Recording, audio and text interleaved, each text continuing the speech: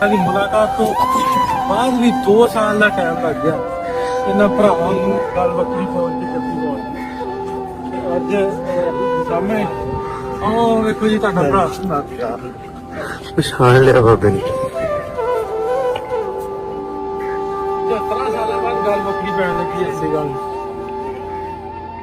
ਕਾਸ ਕੇ ਜੱਫੀ ਪਹੁੰਚ ਛੋਟੇ ਭਰਾ ਨੇ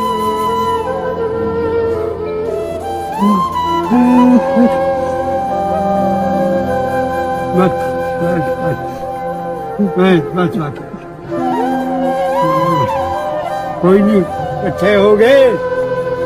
भाई भाइयों ने